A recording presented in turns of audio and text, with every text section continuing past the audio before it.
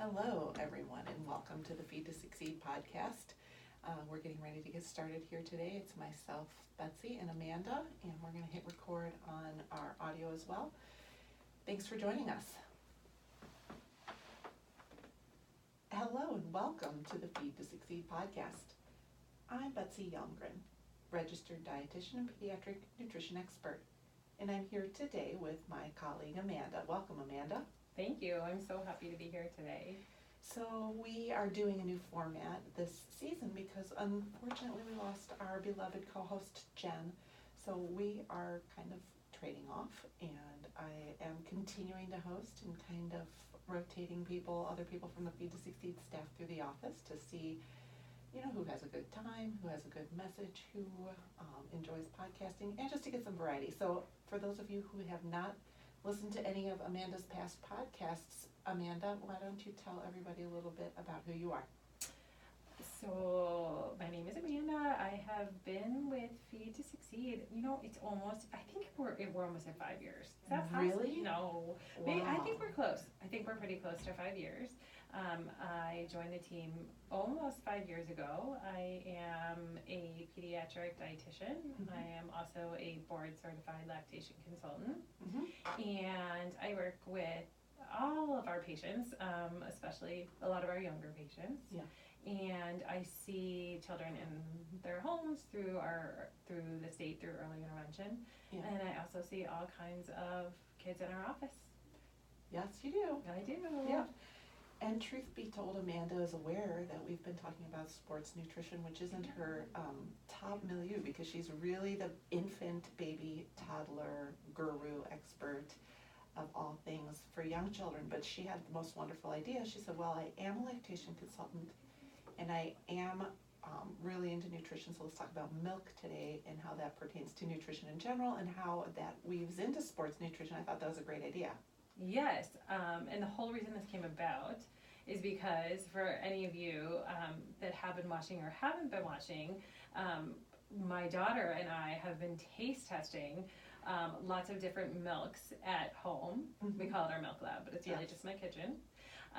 And weekly we've been trying a lot of different milks and milk substitutes, and it's been a really, really interesting project for us, and we've had a really good time doing it. So I encourage actually people to watch it on our Facebook and on our website. It's been a really fun experience, and it's gotten me thinking a lot more about milk for kids of all different ages.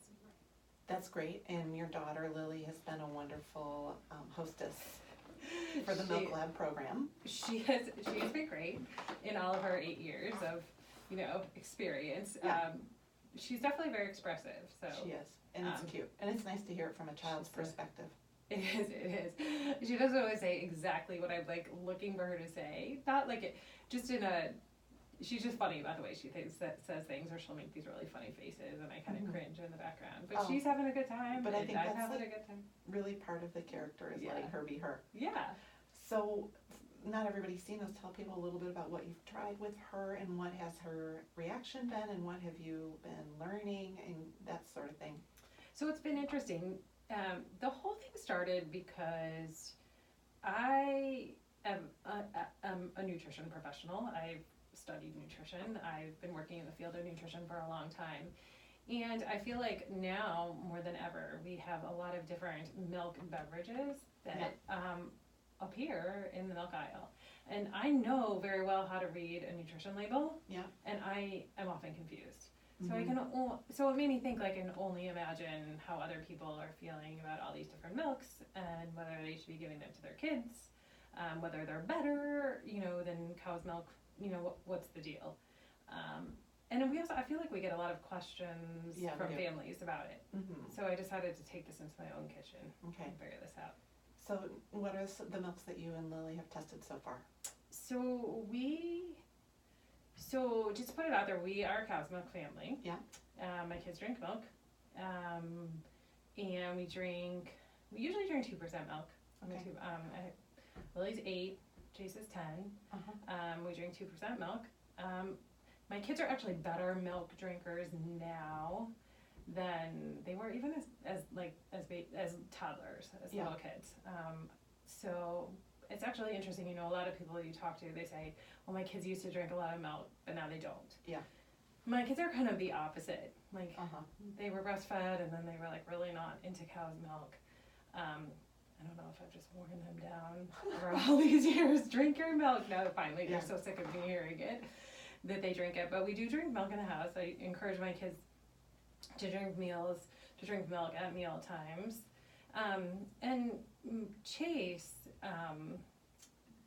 has a history of scoliosis. And Okay. so he was diagnosed really young. Like, most kids get scoliosis when they're older. Mhm. Or diagnosed with scoliosis. He was diagnosed at 5. Okay.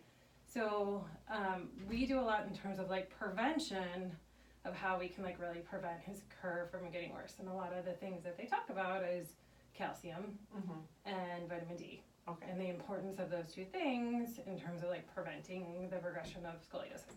So I put that out there just because I'm not just a crazy mom who wants our kids to drink milk, but we kind of have like a medical reason why. Yeah. And I feel like he gets the most amount of calcium, and he absorbs the amount of calcium when he gets it from dairy. Right, because we know studies have shown Exactly. dairy calcium is more well used by the body because it's in its natural form. Exactly. Yeah. So for that reason, my kids have been cow's milk drinkers. Anyway, that's on a tangent. That's okay. So we are a 2% cow's milk family. So that's kind of what we've been measuring things against. And so we tried soy milk. And we tried almond milk. Okay. And last week we tried Ripple milk. We've been taking suggestions actually from people writing in, which has been super helpful. Yeah. So if anyone's listening to this, please let us know if there's milks you want us to try. We're happy to be taste testers. Yeah, that's great. So we've tried all those different things, and it's interesting, you know, in addition, Lily kind of does the tasting and gives us her assessment, and then I do my like geek out nutrition label piece of it at the end. Which is amazing. So helpful. So that's what we've been doing. And if she had to go back and choose so far, what would her flavor and taste preference be for? Oh, interesting. I'm like thinking about her facial expressions. I'm like thinking back to like weeks of facial expressions. I would say probably the Ripple milk. That's what people say. They Yeah. like Ripple milk. Yeah. Oh, we tried Fairlife milk too. I forgot about that. Yes. one. Yes. It's interesting, you know, with a lot of the milk, she'll say her first reaction. I don't know if you've noticed this. She says, "Oh, it's so sweet." Yeah. And it's She weird. did that with Fairlife. Yes. And this is my child who has a sweet tooth. Like, you would think she would like The sweetness of the milk, because she's always asking for candy and everything sweet. And maybe she's just not expecting milk to be sweet, you know, because cow's milk is not particularly sweet. So maybe some of these nut milks are that's just not what she's expecting, because she's come to expect milk to taste a certain way. Which is interesting. So I'm trying to keep these podcasts around 30 minutes, but I feel like we could probably do several 30-minute sections on various aspects of milk. Because even as you're talking, like 1,000 different things are popping in my head. But what just popped in my head right now, and I promise we'll get to some sports stuff, but was when you say sweet, how many people, two things. One, how many people think milk is so high in sugar, like plain milk? Right. Which it sort of is, but Sort not of. like the added sugar in almond milk and these other products. That's one thing. And then the other thing is this article Melanie had sent us about milk and hydration, and then that was making me think about if Lily is usually using milk to hydrate, to quench her thirst, instead of for flavor, then maybe she prefers the less sweet. Oh, that's interesting, right? Yeah. Yeah. I never thought about it that way. I don't know. That's interesting. But It's just interesting, like, and I never really think of milk as something that you would use for hydration, but this article Melanie sent was really interesting. You should tell people about it. Yeah, let's talk about it. So, I mean, also too, just in terms of even starting at the very beginning, which is your interest area with babies. We don't give water to babies. They get hydrated with milk. And people will sometimes ask me, not always, but sometimes people ask me, well, does my baby need Yep. Water, why doesn't my baby need water? Yep. And so we've known that breast milk formula is hydrating. Right. I think there's some confusion about what exactly is hydrating. So this is where it kind of crosses from just general nutrition into some sports nutrition stuff. But Melanie sent us this article, Melanie being our sports nutrition guru, doing her sports nutrition fellowship in Texas this year. Who always sends us interesting articles. She does. Shout out to Melanie. Yes, thanks, Mel. And so she sent us this one that we were talking about a couple weeks ago, and it's actually a little bit of an older article. It was 2016 published, and it was in the American Journal of Clinical Nutrition. And what they did, it helped me, Amanda, if I don't explain this well. It's sometimes hard to take these research articles and get them out of their scientific talk into regular talk, but I'm going to do my best. So they did an experiment, and they took people who were hydrated at baseline adequately. They weren't dehydrated, they weren't overhydrated, they were just normally hydrated. And they gave them a volume of liquid to drink. And then over a period of time, they measured how quickly that liquid went through them and was converted to urine and how much of it the body retained as hydration. Yep. Does that make sense? Yep. Do you think other people will get that? Yeah, I think so. Okay. So what they found was, and their oh gee, what's the word? What they were comparing to was plain water, right? Yes. That The, was, like, the control. their control was plain water, thank you. Yeah. Good thing I'm in graduate school. So I did, yeah, the control was plain water, and they had people drink all kinds of things, cola, diet soda, iced tea, hot tea, coffee, beer, juice, sparkling water, and sports drink, full-fat milk, skim milk, and oral rehydration solution, which would be like Pedialyte. Yes. Yes. And then they looked at, compared to water, how much of the fluid people kept in their bodies over what period of time and how quickly they peed it out, essentially. Yep.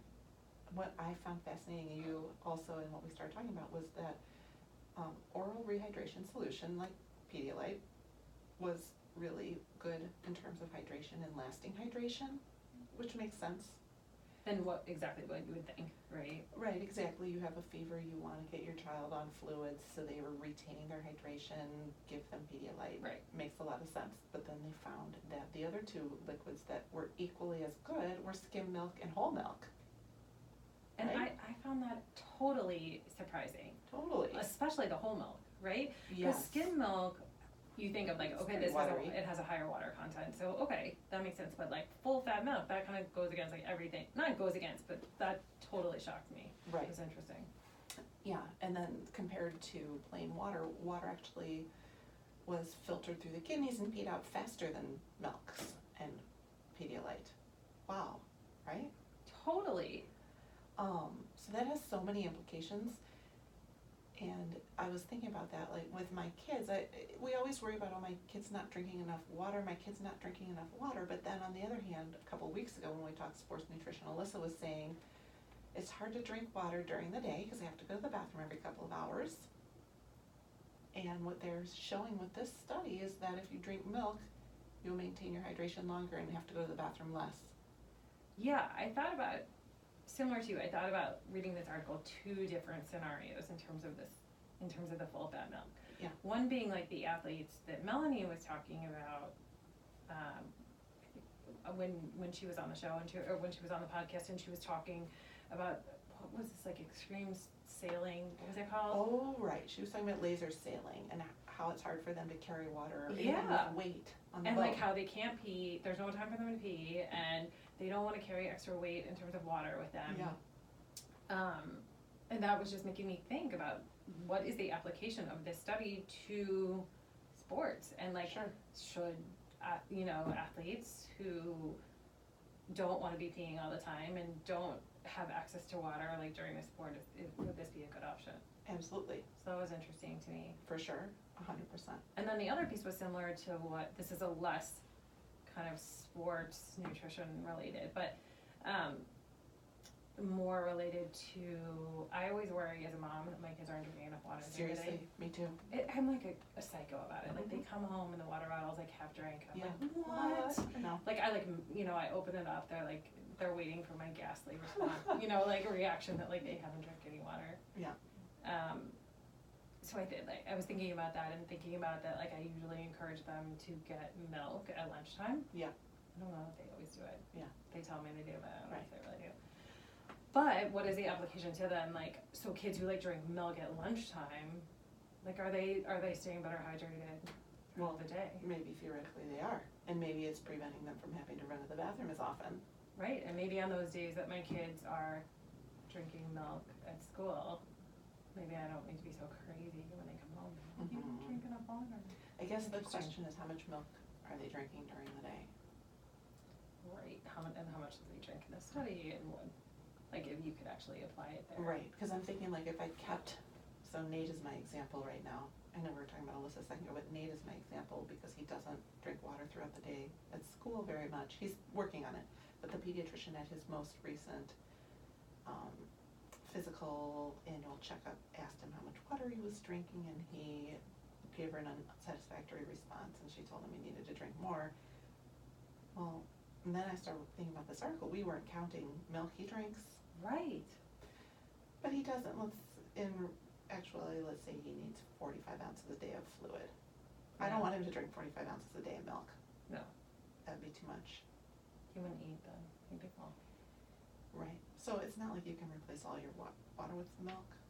But I do think that you get more out of it than people are giving it credit for. Yeah, or like not giving it enough credit in terms of the hydration realm. Yeah. How much milk does Nate drink?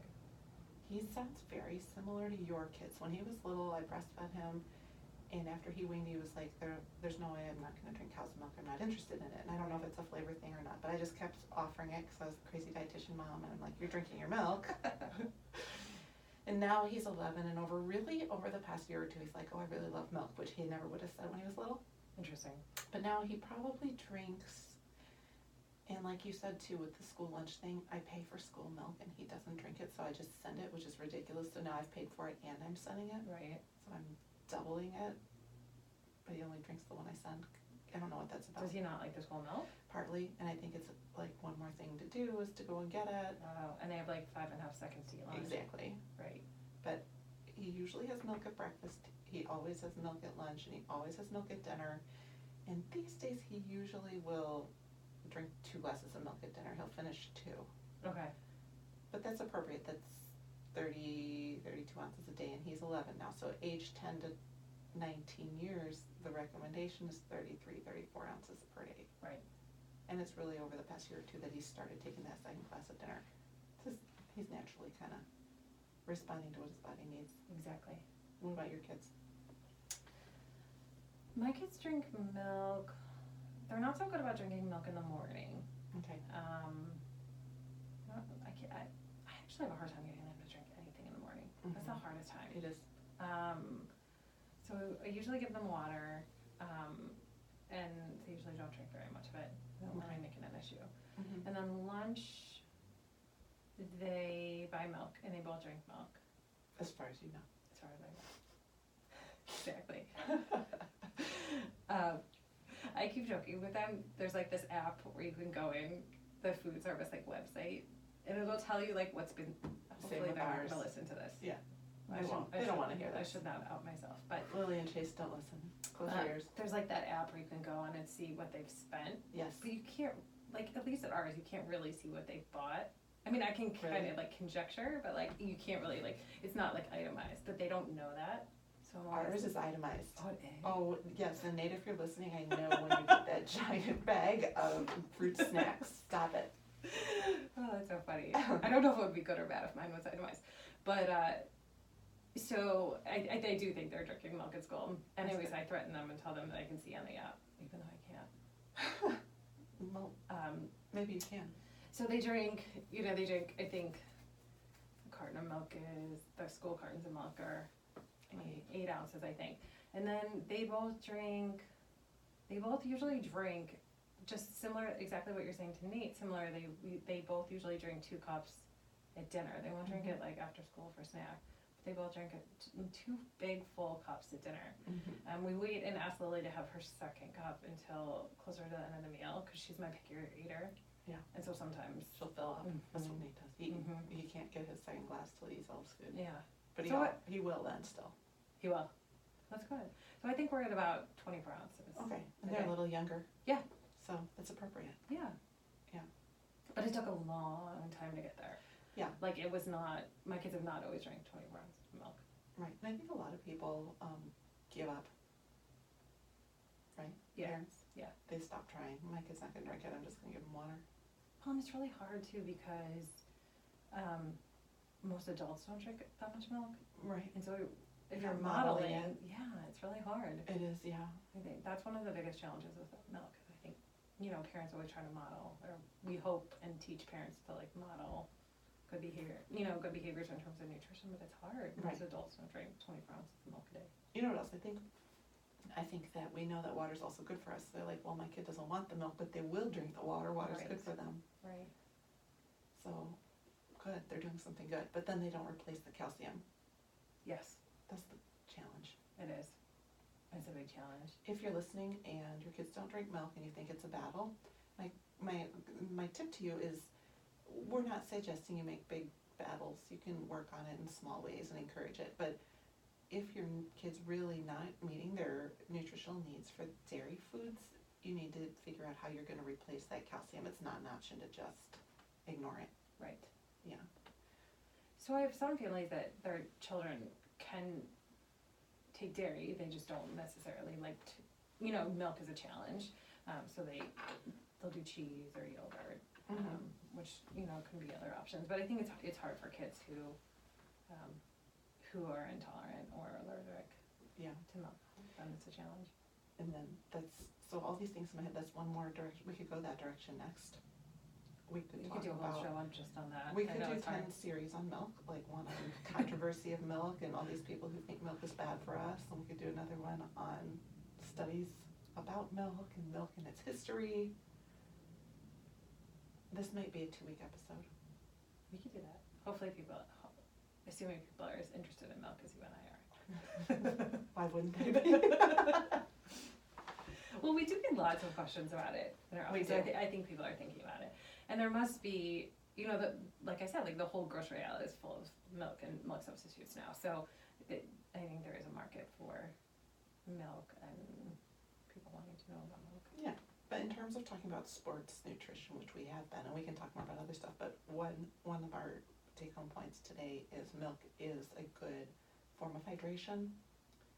Using that not necessarily during the sports practice, but during the day, as you prepare for an evening practice, drinking milk is actually quite a good way to maintain hydration and body fluid and keeping enough water on board. And then the other thing with milk, we know with sports nutrition is post-workout recovery nutrition. Because we know after you work out, your body is going to need maybe 7 to 10 grams of protein and double that in carb. So if it's 7 grams of protein, 14 grams of carb. If it's 10 grams of protein, 20 grams of carb. In that ratio, within 30 minutes after you finish your workout is the way to really replete your muscle and get proper carbs and protein back to the muscle tissue in the most efficient ways possible for muscle and strength building. So that's why you'll see a lot of even professional athletes drinking chocolate milk, because it has that natural ratio carb to protein. It's quick, it's easy. Within 30 minutes of finishing their workout, they know they're going to get the amino acids and the energy they need to their muscles. That's going to optimize strength, which down the road optimizes performance more. Do you have comments on that? Do your kids do that? I have a question. Yeah. Is that okay? Yeah, please. Okay. So with chocolate milk, Yeah. is it, because sometimes I get questions about this, like from a sports nutrition standpoint. Is all chocolate milk the same? Like, I feel like there's some chocolate milk that's more like a chocolate milk drink, and then there's like just like milk that has chocolate flavor. Do you know if like all chocolate milk is basically the same? Like if we're telling parents and athletes that the chocolate milk is a good option, do we know? Are you talking about like brand specific? Just like if you were to go grab a chocolate milk, is the nutrient profile like pretty similar across the board for different brands of chocolate milk? If it's real chocolate milk. Okay. Yeah. Okay. Right? If I think so. the first ingredient is milk. Right. And it's real milk. Right. And then the subsequent ingredients are portions of the chocolate flavoring, whatever they've used, then yes. Okay. And really the bottom line is, even if it's not, you look on there, if it says 15 to 20 grams total carb, and it says 7 to 10 grams total protein, you're gonna achieve the same outcome. Right.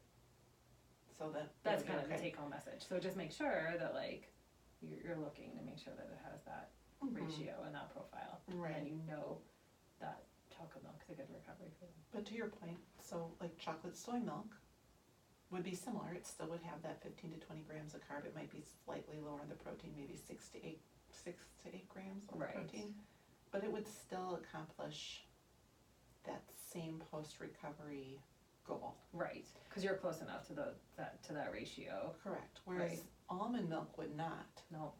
Because almond milk would provide the carb, but it doesn't have the protein in the right ratio. There's not adequate protein in almond milk. Right. Which I think people need to know, because a lot of people's perception is that maybe almond milk is kind of the milk substitute gold standard. I'm not sure why people think that. That's a good question. Like why people are like, oh, I'm not gonna give my kid cow's milk, but I'll give them almond milk. Yeah, why is that?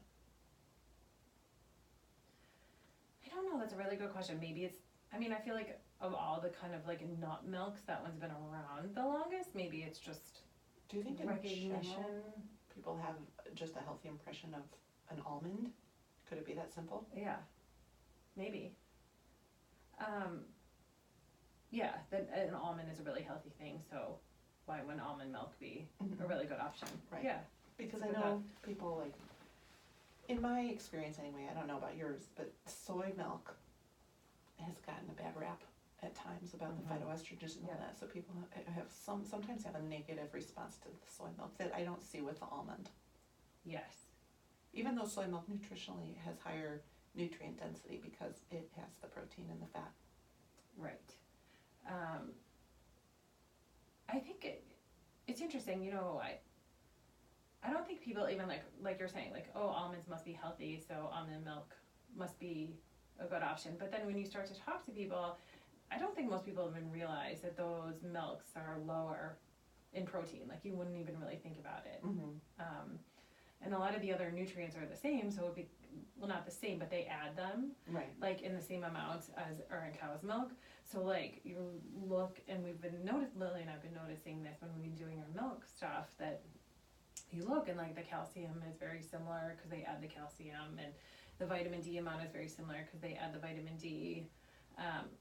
The calories are usually not significant, are not similar. There's less calories. right. Which I think some people, their impression is that means better also. Right. Yeah, I think maybe it, like, we know that almonds are healthy, so maybe that's why people are making that choice. It's also, like, available. You know, like, it's interesting with some, like, I suggest Ripple all the time to families, and then they come back to me and they say, I went to 4 grocery stores and I couldn't find it. Which is funny, because everybody has it. You think so? Uh-huh. Recently people have been telling me they can't find it. They're not looking in the right place. Do you usually see it in your milk? I always look. I was at Jewel recently and they did not have it there. Jewel at Figston and Willow has it. For those of you that don't know. I just saw it the other day. Casino. Okay, my Jewel that I went to did not have it, and I was surprised. I just assumed they would have it. You know what? So the Jewel up here by us, it's not in the dairy section, it's in the yogurt aisle. Oh, but the woman didn't even know because I said, I can't find the Rebel milk, it's in a different place, and she said no. So Rebel milk, for those that don't know, is made from pea protein. So not in nut milk, right, but made from a pea protein. Right, which makes it more nutritionally complete than almond milk. Yes. And more nutritionally complete than coconut milk and oat milk and rice milk. Yes, and it would be, like you said, it'd be closer then to that ratio that you would need for recovery for athletes. For athletes, yes. Right. Yeah, and it tastes good. Although it does taste good. Have you tasted it? Yeah. I think it tastes pretty good. Yeah. Someone wrote in and told us though about Boathouse. Boathouse Farms has a Yeah, pea protein milk. Boathouse Farms. Have you tried it? No.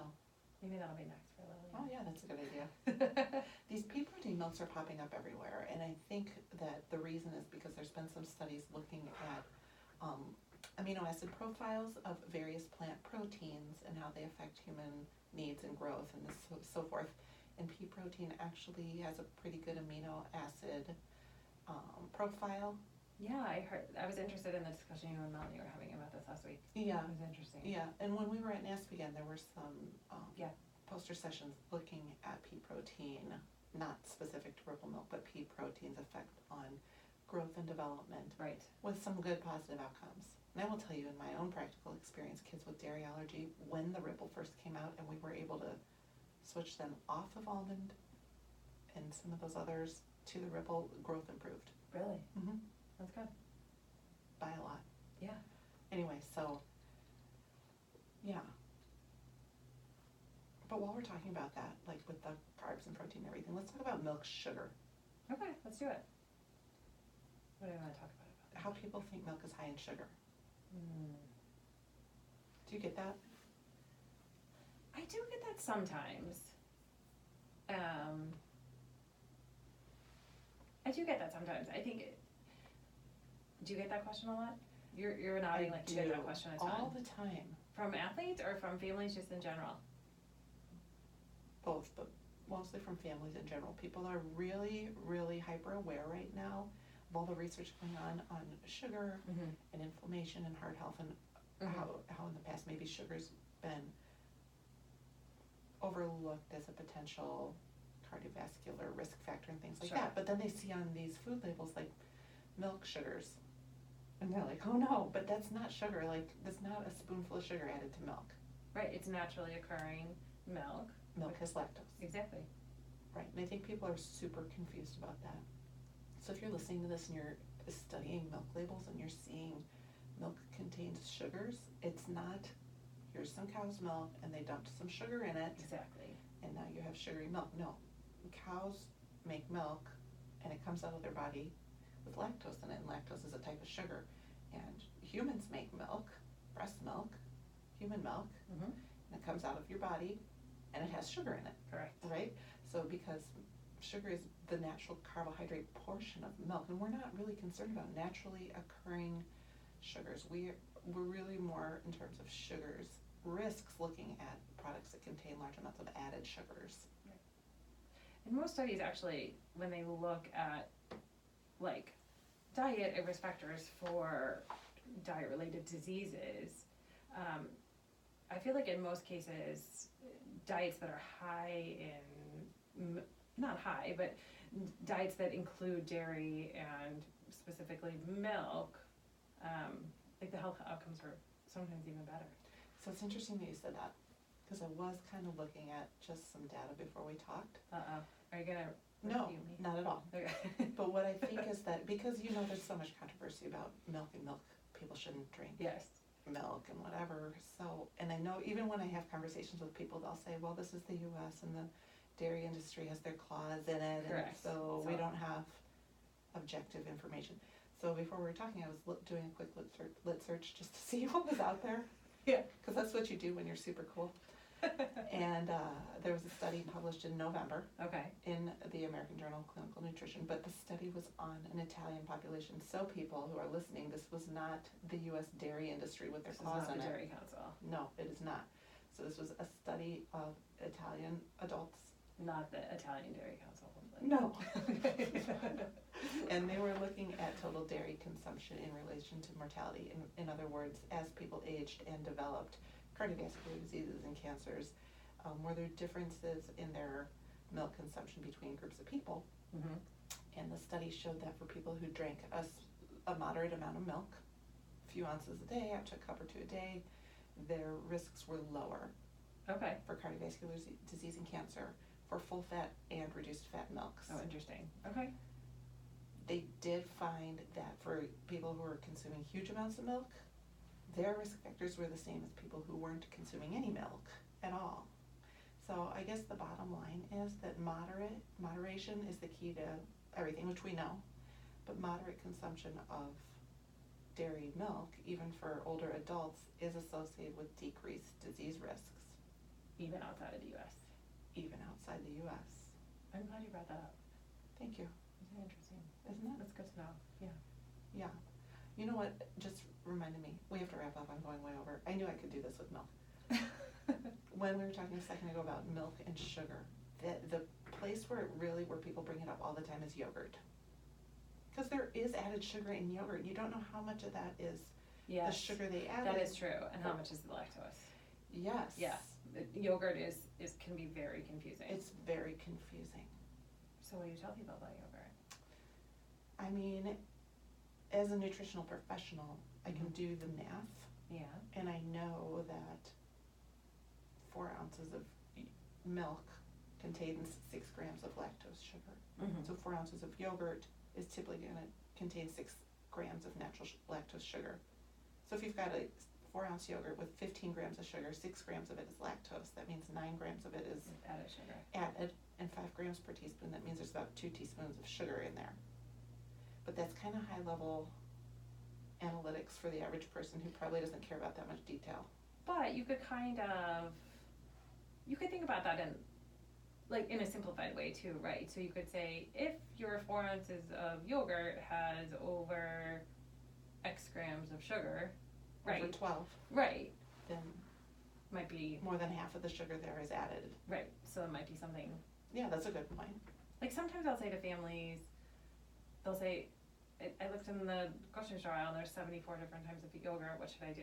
Mhm. I usually say look for one that has 5 grams of sugar or less, but I guess I should be saying 6 grams, right? Well, for 4 ounces, if it's 5 grams or less, how would that even work? So I guess I should be saying 6 grams of sugar.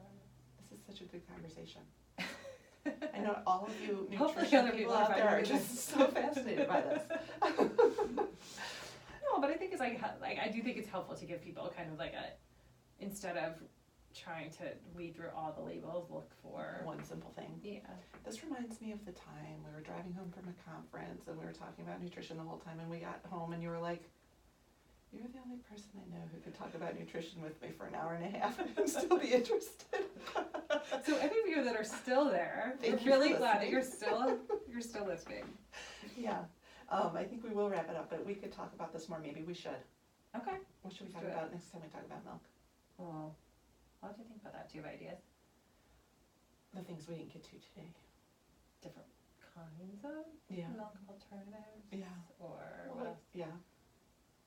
Milk's good for you. How much do you need? Yeah. If anyone has ideas, Send it. send it our way. For sure. Thank you to those of you who are listening and who are enjoying this. For us to help other people find this information, if you found it useful, the best way for you to be a good advocate is to like us and rate us and tell your friends and share the podcast so that the other people can find us. We are not making money off this podcast. There is no advertising at this time. We are simply doing this out of wanting to provide good nutrition information, free and accessible nutrition information to everybody. Please send us ideas, thoughts, and comments either on our Facebook page or on our other social media. And as we move forward, you can listen to us on our website. You can listen to us on iTunes, Spotify, or wherever you get your podcasts. Thanks for tuning in. Amanda, thanks for joining me. It's been Thank you so much. really fun.